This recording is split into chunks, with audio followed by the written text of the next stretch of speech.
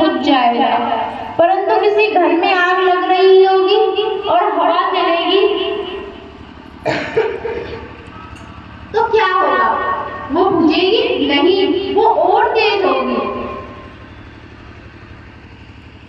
दिए को तो बुझा सकते हैं, परंतु घर की आग को हवा नहीं बुझाएगी, वो और तेज करेगी।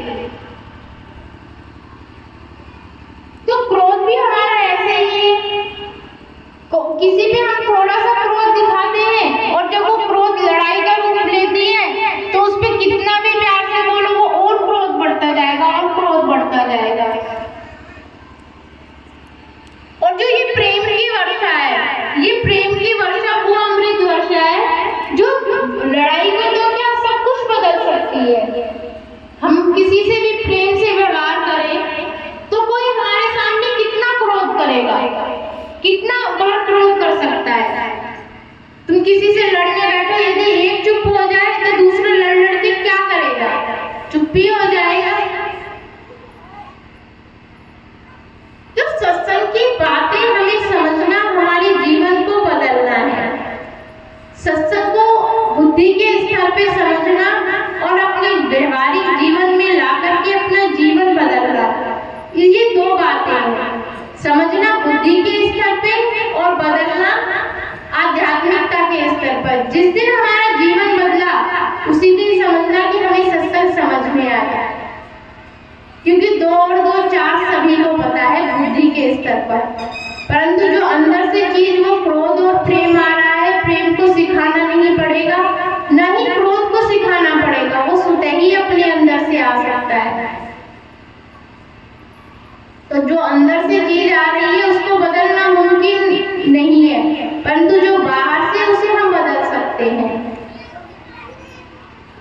तो परमात्मा कहते हैं कि हमारा जीवन बदलना ही सत्संग को समझना है। जब तक हम सत्संग को बुद्धि के स्तर पर समझते रहेंगे तब तक हमारा जीवन नहीं बदलेगा, तो सत्संग का कोई अर्थ नहीं होगा।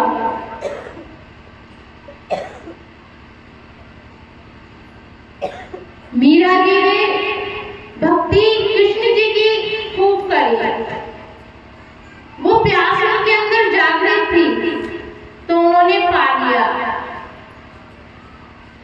जब कृष्ण जी को पाया तो उन्हें सगुण भक्ति से वो निर्गुण भक्ति में, जब उन्होंने संत रविदास जी से जब उन्होंने दीक्षा ली तो वो सगुण भक्ति से जब निर्गुण भक्ति में आए, जब वो परमात्मा की ओर बढ़ी।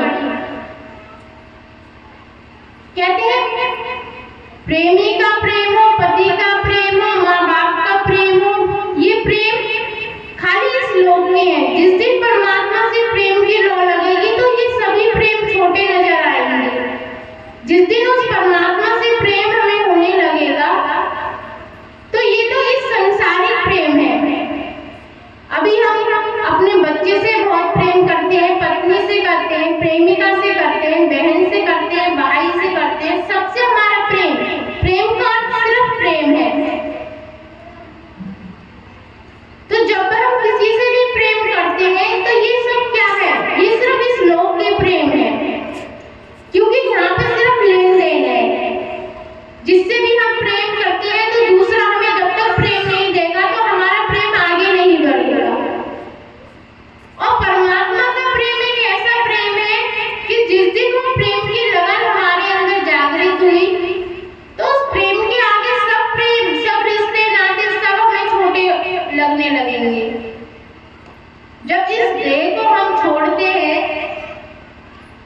जिसको हम मरना कहते हैं, तो जब हम मरते हैं तो जब वो हमारी आत्मा जो परमात्मा की जो अंश है, जब वो परमात्मा से मिलती है तो वो क्या कहती है कि मेरे लिए तूने क्या किया? तूने तो अभी सिर्फ इस लोक के लोगों को ही प्रेम किया है, मेरे से कभी प्रेम करने की सोची याद भी नहीं आई। सिर्फ हमें संसार में उन्हीं रिश्ते नातों से प्रेम करने में सिर्फ याद रहती है परमात्मा की, सिर्फ क्षण भर के लिए याद आते हैं कि हमने ये व्रत रख लिया, हमने वो पाठ कर लिया, वो हमने पूजा कर लिया, इसका भोग लगा लिया, उसका चिन्हामित लगा लिया। सिर्फ ये प्रेम नहीं है, सिर्फ मन को बहलाने की बातें हैं कि परमात्मा से प्रेम हो गया। जिस दिन वो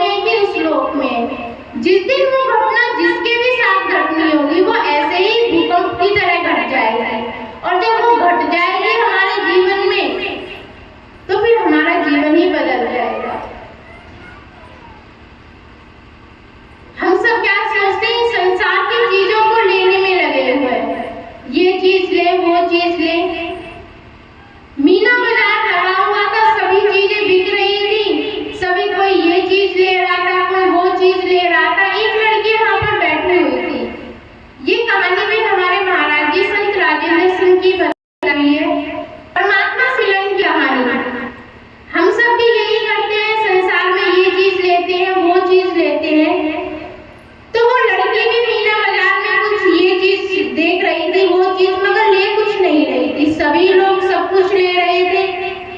जब बाजार की समाप्ति होने लगी तो लड़की ने कुछ भी नहीं खरीदा। तो जो सारी चीज उस राजा ने उस मीना बाजार में लगवाई थी, तो उस राजा ने कहा कि इस लड़की ने कुछ भी नहीं लिया।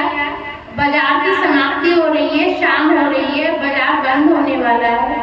तो उसने उस लड़की से पूछा राजा ने कि तू ये सब कोई भी चीज क्यों नहीं ले रही है?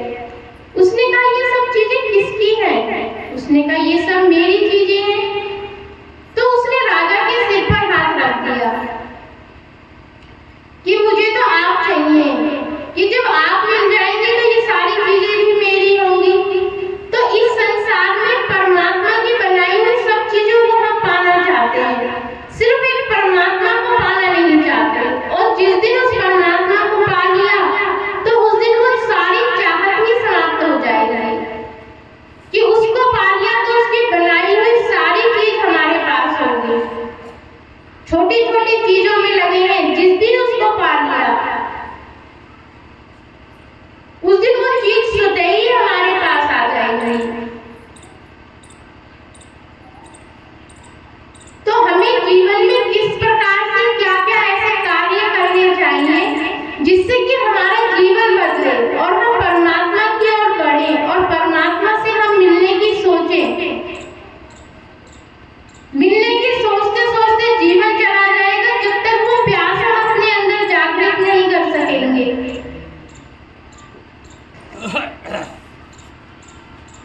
रविदास जी ने कहा है कि वेदास जन्म के कारण होते कोई न नीच, नर को नीच करी डालिए ओछे कर्म की कीज। कहते कि वेदास जन्म के कारण होते कोई न नीच। वो क्या रविदास जी कहते कि जन्म से कोई भी नीच और ऊंच नहीं होता है, कि जन्म के कारण से कोई नीच और ऊंच नहीं होता है, कि नर को नीच करी डालिए ओछे कर्म की कीज। हर संत ने कर्म के ऊपर जोर दिया है, क्योंकि कर्म का आधार ही सत्संग है। कि किसी भी व्यक्ति को यदि नीच करती है तो वो अच्छे कर्म की नीच करती है। जब हम गलत कार्य करते हैं तो हम नीच कहलाते हैं। कोई जाति वर्ण से कोई नीच नहीं हो जाता कि इस नीच कुल में जन्म लिया है तो वो नीच हो गया। जब हम गलत कार्य करेंगे तो कहते हैं कि इसने कितना नीच कार्य करा है, इसने कितना गलत करा है। तो जब हम गलत कार्य करेंगे तब हम नीच कहलाएंगे, कि जन्म के कारण से कोई नीच नहीं होता है। हम तो नीच जब बनते हैं जब हम गलत कार्य करते हैं। नीच घर में जन्म लेकर हम नीच नहीं बनते हैं, कि उच्च कुल में जन्म ले लिया तो हम ऊंचे बन गए, नीचे कुल में जन्म ले लिया तो हम नहीं। जब तक हम गलत कार्य करते हैं तभी हम नीच कहलाते हैं। कि वेदास जन्म के कारण होते कोई न नीच, नर को नीच करी डाली है ओछे कर्म की कीज। कि जो ओछे कर्म होते हैं, हमारे गलत कर्म होते हैं, उन्हीं के कारण मनुष्य नीचा बनता है, समाज में वो गिरता है।